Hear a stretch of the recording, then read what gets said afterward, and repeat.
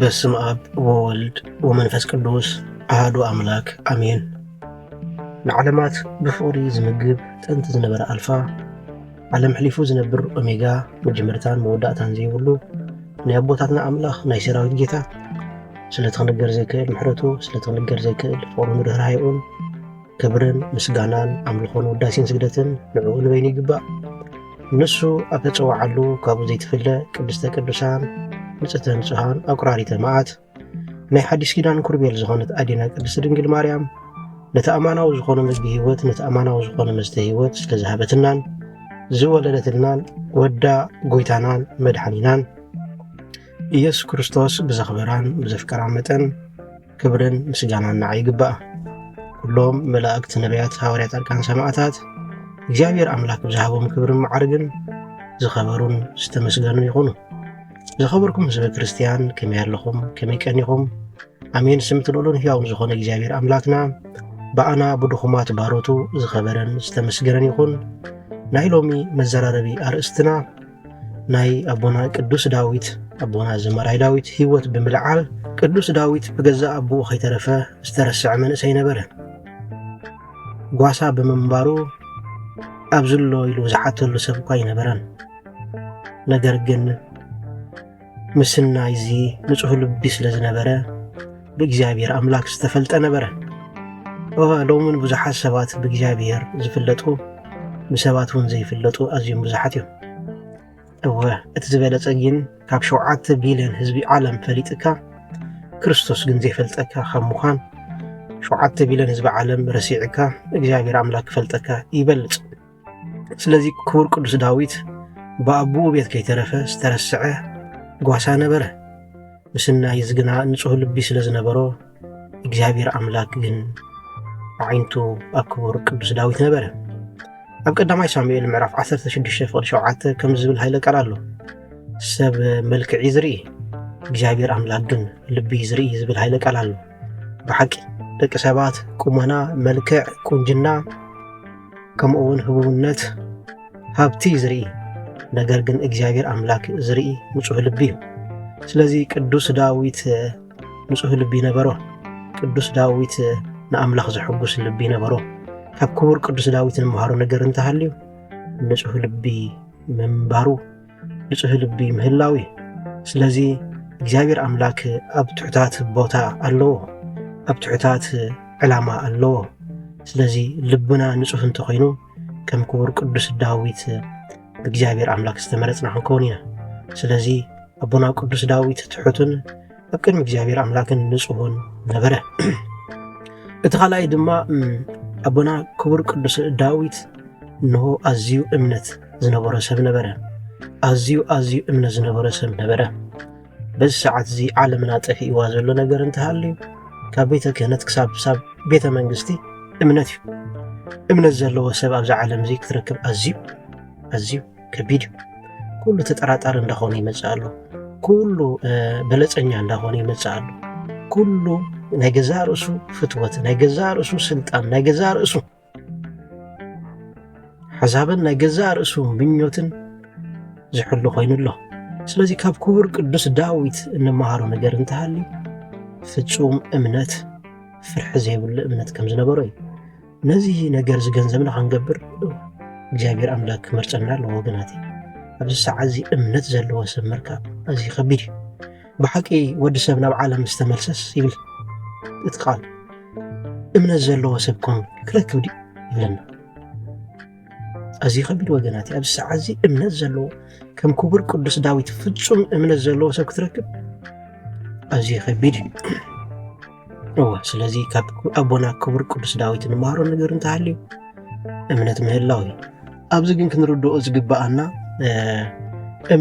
እምነት ከም ዘለና ክንከውን ኣይኮነን ትምህርቲ። እምነት እንተጎዲልና ከም ሃዋርያት እምነት ወስኸና ክንብል ይግባአና።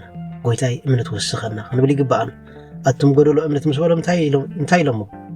እምነት ወስኸና። ስለዚ ወገናተይ ከም ክቡር ዳዊት እምነት ሃበና ኢልና ክንፅሊ ይግባአና።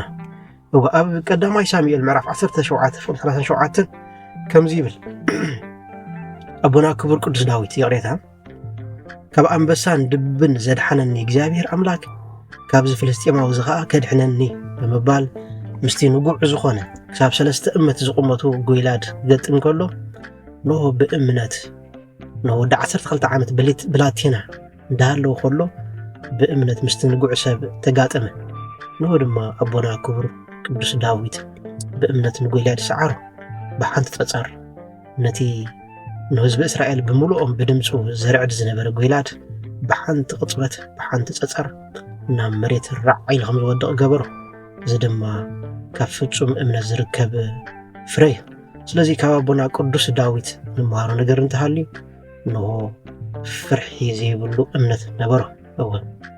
እሙን ልቢ ነቲ ግዙፍ ዝኾነ ነገር ፈፂሙ ይፈርሑን እዩ። ማዕበል እንተመፀ ንፋስ እንተመፀ ዝኾነ ሓውርያ ኣቦና ዘማራይ ዳዊት ኣብ መዝሙራቱ እንተሪእና ካብ ምንዳየ ዝስንብድ ይብለና። እዚ ንቓላት ጥራይ ኣይኮነን ልቡ ኸምኡ እዩ። ካብ ማንም ኣይፈርሕን ንሱ ንማንም ኣይፈርሕን እዩ። ንሱ ብእምነት ዝተመልአ ሰብ ነይሩ። እግዚኣብሔር ኣምላክ ብርሃነ እዩ ካብ ምንካየ ዝስንብድ ካብ ምንዳየ ዝፈርሕ ብምባል ብእግዚኣብሔር ኣምላክ ፍጹም እምነት ዝነበሮ ሰብ እዩ።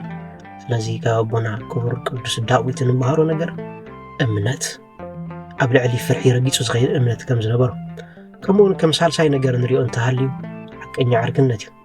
ንሆ ኣቦና ክቡር ዳዊት ንዝቐረቦ ዘበለ መልካም እዩ፣ ንዝቐረቦ ዘበለ ሰናይ እዩ። ዳዊት ምስ ዮናታን ዝነበሮ ፍቕሪ ኣዝዩ ንጹህን መንፈሳውነት ዝተሓወሰን እዩ ነይሩ። ብቅድስናን ብሓልቅን ሓድሕዶም ይፋቐሩ ነበሩ። ንሆ ኣብ ቅሬታ ዮናታን ምስ መተ ኣቦና ክቡር ዳዊት ከም ዘልቀሰሉ መጽሓፍ ቅዱስ ይነግረና። እንታይ ይብል ትልቕሶ? ዳዊት ይብል ዳዊት ዓርከይ ይብል ንሆ ፍቕርኻን ፍቕረይንሲ ካብ ፍቕሪ ኣንስቲ ዝበልፅ ነበረ ብምባል ኣልቀሰሉ ሓዘነሉ ይብለና። ስለዚ ብሓቂ ኣዝዮም ፈቃራት ከም ዝነበሩ፣ ስለዚ ካብ ኣቦና ክቡር ቅዱስ ዳዊት ንምሃሮ እንተሃልዩ ፍጹም ዕርክነት ከም ዝነበሮ፣ መንፈሳዊ ዕርክነት፣ ንጽህና ዝተሓወሱ ዕርክነት ምስ ዮናታን ከም ዝነበሮ ይነግረና። ቅዱስ ዕርክነት ድማ ወገናተይ ሰላምን እምነትን ዘምጽእ በረኸት እዩ። ስለዚ ካብ ኣቦና ቅዱስ ዳዊት ንምሃሮ ነገር እንተሃልዩ ንሆ ሓቀኛ ዕርክነት እዩ። እቲ ራብዓይ ድማ ኣቦና ዳዊት ብዙሕ ኣብ ዝፋኑ ብዙሕ ፀገማት ኣጋጢሙ ወይ ብዙሕ ስደት ኣጋጢሙ ወይ ግና ትዕግስቲ ነበሮ። ሳኦል ብዙሕ ግዜ ንዳዊት የሳጉጎ ከም ዝነበረ ርኢና ኢና። ከምኡውን ኣቢሴሎም ወዲ ከይተረፈ የሳጉጎ ከም ዝነበረ ርኢና ኢና። ነገር ግን ካብ ኣቦና ቅዱስ ዳዊት ንምሃሮ እንተሃሊና እንታይ ትዕግስተኛ ነበረ። ንጉስ ሳኦል ንዳዊት ይጸልኦ ነበረ። ዳዊት ግን ክፉእ ኣብ ክንዲ ክፉእ ኣይመልስን ነበረ። ኣነ ኢደይ ናብ ዝቀብኦ እግዚኣብሔር ኣምላክ ኣያልዕልኒ ይብል ነበረ። ምክንያቱ ሳኦል ብእግዚኣብሔር ዝተቐብአ ንጉስ ስለ ዝነበረ። ስለዚ ብዙሕ ግዜ ድማ እግዚኣብሔር እኳ ሓሊፉ እንተሃቦ ንሱ ግን እግዚኣብሔር ኣምላክ ዝቐብኦ ሰብ ኣነ ክቐትሎ ይክእልኒ ብምባል ምልክት ጥራይ ገዲፉ ይገርፎ ነበረ ይብለና ኣብ ቀዳማይ ሳሙኤል ምዕራፍ 24 ፍቅዲ 6። ስለዚ ካብ ኣቦና ዳዊት ንምሃሮ እንተሃሊና ትዕግስቲ ሳኦል ቀቲሉ እኮ ስልጣን ክረክብ ይኽእል ነይሩ፣ ግን ብትዕግስቲ ዘይመፅእ ስልጣን ንዕኡ ዋላ ሓደ ክገብረሉ ይክእልኒ። ስለዚ ነቲ እግዚኣብሔር ኣምላክ ዝቐብኦ ኣነ ኣይቀትሎን እየ ብምባል ምሕረትን ትዕግስትን ካብ ሕነ ምፍዳይ ስለዚ ሕየል ንሆ ካብ ኣቦና ክቡር ቅዱስ ዳዊት ንምሃሮ ምሕረትን ትዕግስትን ርኢና። ከም ሓሙሻይ ንሪኦ ዘለና ከዓ እንሪኦ ከዓ ክቡር ቅዱስ ዳዊት ዘምልኽ ንጉስ ነበረ። እግዚአብሔር አምላክ ዝፈርሕ ዘምልኽ ዝምብርካኽ ንጉስ ነበረ። ፈረሰኛ ብፈረሰኛው ኣይመካሕ፣ ኣጋር ሰራዊት ብዘለዎ ብሰራዊት ኣይመካሕ። እቲ ዝምካሕ ብእግዚአብሔር አምላክ ይመካሕ። ኩሉ ብርኪ ሃብታም ይኹን ንጉስ ይኹን ኣብ ቅድሚ እግዚአብሔር አምላክ ክንብርከኽ ይግብኦ። መንግስቱ ክጸንዕ እንተኾይኑ መንግስቱ ንዘለዓለም ክነብር እንተኾይኑ ከም ዳዊት እንሆ ዘምልኽ ክኾኑ ይግብኦ። ኣብ ካልኣይ ሳሙኤል እንተሪኢና ኣቦና ክቡር ዳዊት ታቦተ ጽዮን ካብ ፍልስጤም ክትምለስን ከላ ካብ ዝፋኑ ወሪዱ ካብ ብኡ ክሳብ ዝመልኦ እቲ ናይ ፕሮቶኮል ክዳውንቲ ክሳብ ዝመልኦ ከም ዝዘመረ ከም ዝዘለለ ንርኢ። ኣብዚ ኸማን ሰበይቱ ሜሊኮል ከም ዘቃላለጡ ንስኻስ ከም ሓደ ንጉስ ዘይትኽብር እንታይ ኢኻ ንምንታይ ኣብ ማእኸል ህዝቢ ትቐልል ብምባል ከም ዝሕሰረቱ ንርኢ። ነገር ግን ንሱ ኣምላኹ ዘምልኽ ንኣምላኹ ጥራይ ብዘይ ፕሮቶኮል ዘምልኽ ሰብ ነበረ። ስለዚ ወገናተይ ኣነ ንስኻትኩምን ንኣምላኽና ብዘይ ፕሮቶኮል ብዘይ ቅድመ ኩነት ብዘይ ሰብ ከይብለኒ ብሰብ ከይርአኒ ኢልና ዘይኮነስ ብዘይ ቅድመ ኩነት ክነምልኾ ይግባኣና። ስለዚ ካብ ኣቦና ንጉስ ዳዊት ንምሃሮ እንተሃሊና ንግስነትን ኣምልኾን እግዚአብሔር ኣምላክ ዘምልኽ ንግስነት ነበሮ። ሓቀኛ ንግስነት ኣብ ቅድሚ እግዚአብሔር ኣምላኽ ትሕት ዝብል ዝንበርከኽን ንሰግድን እግዚአብሔር ኣምላክ ነዚ ክንገብር እግዚአብሔር ኣምላክ ይሓግዘና ወገናት።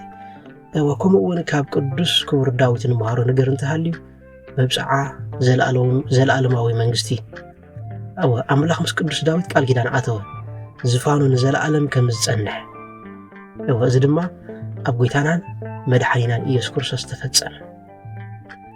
እቲ ናይ ዳዊት ዙፋን ስጋዊ ዙፋን ጥራይ ነበረን። እቲ ናይ ዳዊት ንግስነት ስጋዊ ንግስነት ጥራይ ነበረን፣ መንፈሳውን ዝነበሩ ንግስነት እዩ። ክርስቶስን ወዲ ዳዊት እንዳተባሃለ እቲ ኣማናዊ ንጉስ ክርስቶስ ይፅዋዕ ነበረ።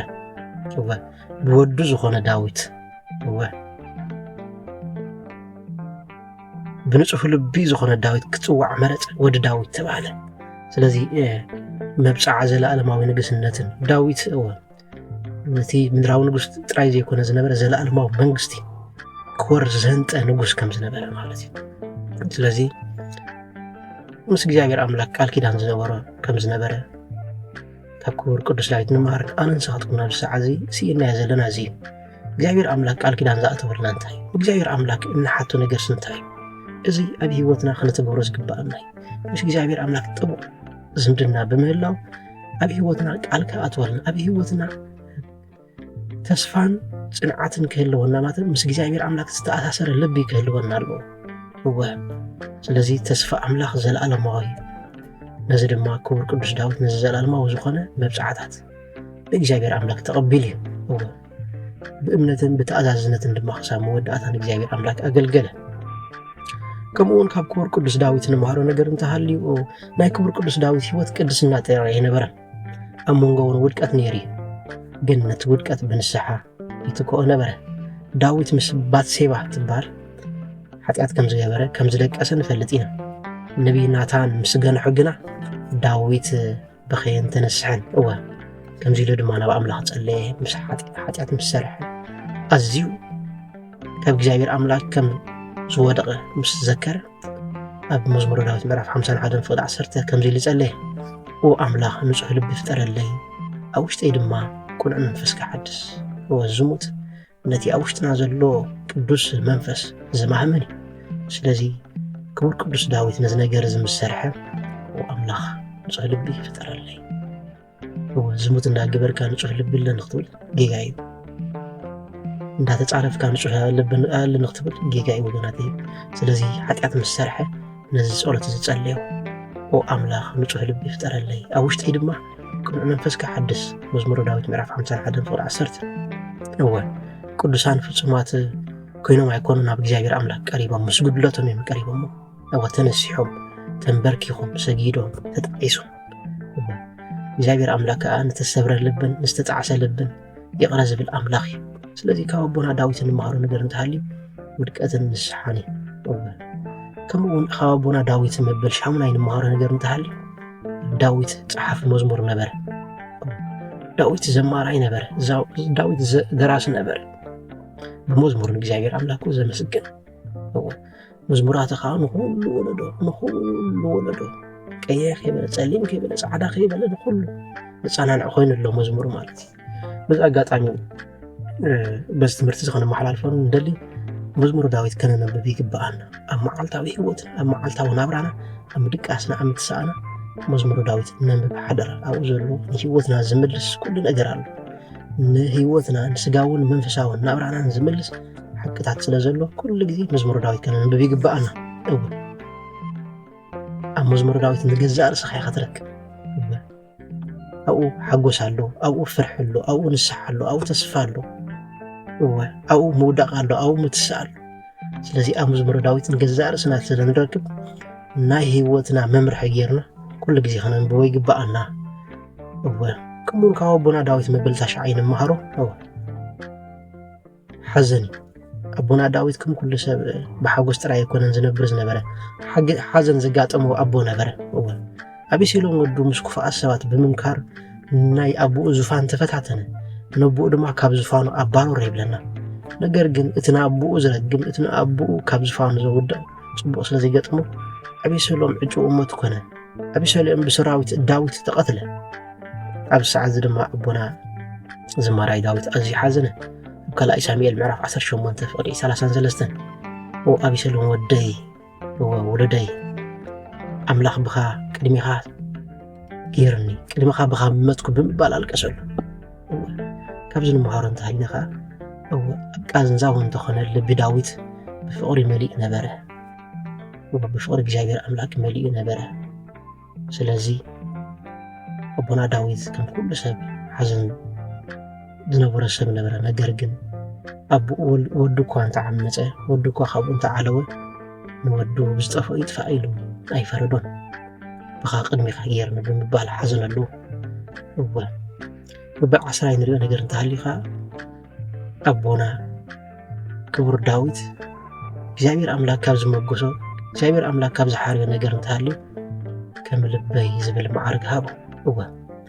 ኣብ ግብረ ሐዋርያት ምዕራፍ 13 ፍቕዲ 22 ከም ዝብል ሃይለ ቃል ኣሎ። ንዳዊት ወዲ እሰይ ከም ልበይ ዝኾነ ፍቓደይ ኩሉ ዝገብር ሰብ ረኺበ ኣለኹ። ዝገርም ፍቓደይ ኩሉ ዝገብር ሰብ ረኺበ ኣለኹ ኢሉ ከም ልበይ። ዝገርም እዩ ኣቦና ክቡር ዳዊት። ኣብ መወዳእታ ቅዱስ ዳዊት